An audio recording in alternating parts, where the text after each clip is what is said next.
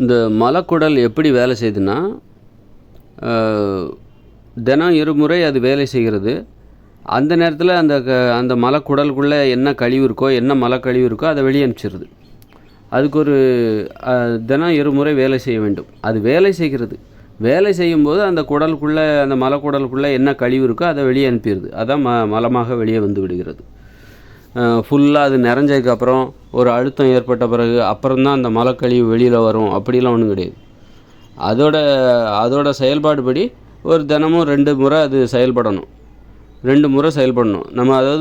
நமக்கு அது இடையூறாகவும் இருக்கக்கூடாது. அடிக்கடி வந்துச்சுன்னா அதுவே நமக்கு ஒரு பெரிய தொந்தரவாக மாறிடும். போய் டாக்டர்கிட்ட போய் அடிக்கடி எனக்கு ஆய்வு வருது, அடிக்கடி மலம் கழிக்கிறேன், அதுக்கு எதாவது மருந்து கொடுங்க. அப்போது வரவே இல்லைனாலும் டாக்டர்கிட்ட போவோம், அடிக்கடி வந்ததுனாலும்.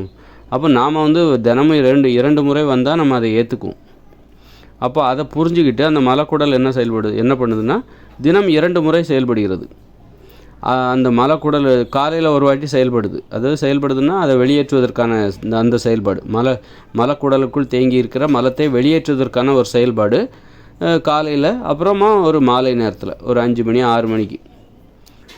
அதுக்குள்ளே என்ன இருக்கோ, நீங்கள் குறைவாக சாப்பிட்டு குறைவான மலக்கழிவு அந்த மலக்குடலுக்குள்ளே இருந்தாலும் அது அந்த மலக்குடல் செயல்பட்டு அதை வெளியே அனுப்பி விடுகிறது.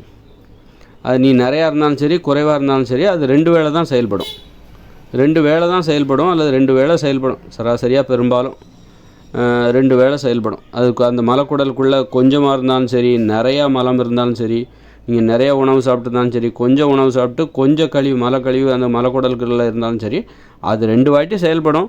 அப்போ அந்த மலக்குடலுக்குள்ளே தேங்கி இருக்கிற மலக்கழிவை அது வெளியே அனுப்பும். இதுதான் மலக்குடல் செயல்படுகிற ஒரு முறை அப்படின்னு கூட நம்ம வச்சுக்கலாம். அல்லது அந்த கழிவு மலக்கழிவு குறிப்பிட்ட அந்த மலக்குடலுக்குள் குறிப்பிட்ட நேரம் ஆயிடுச்சு, அதிலேருந்து அந்த மலக்குடல்லேருந்து என்னென்ன நடைமுறையெல்லாம் நடக்குதோ அதெல்லாம் நடந்து முடிஞ்சதுக்கப்புறம் இது வெளியே அனுப்ப தயாராகி விடுகிறது. இதை வெளியே அனுப்பி விடலாம் அப்படிங்கிற, இனிமேல் இது மலக்குடலுக்குள் இருக்கக்கூடாது அப்படிங்கிற ஒரு நிலை வரும்போது அது வெளியே அனுப்ப தயாராகி விடுகிறது. இருந்தாலும் அது சிஸ்டமேட்டிக்காக தான் வேலை செய்யும். காலையில் ஒரு முறை, சாயந்தரம் ஒரு முறை அப்படின்னு அது வேலை செய்ய அது பழகும்போது அந்த நேரத்தில் அதுக்குள்ளே என்ன இருக்கோ அதுக்குள்ளே எல்லாமே அந்த மலம் வெளியேறுவதற்கு தயாராகிவிடும். காலையில் ஒரு முறை, மாலை ஒரு முறை.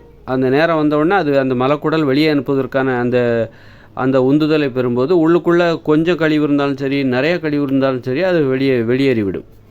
இதுதான் மலக்குடல் செயல்படுகிற முறையாக இருக்கிறது.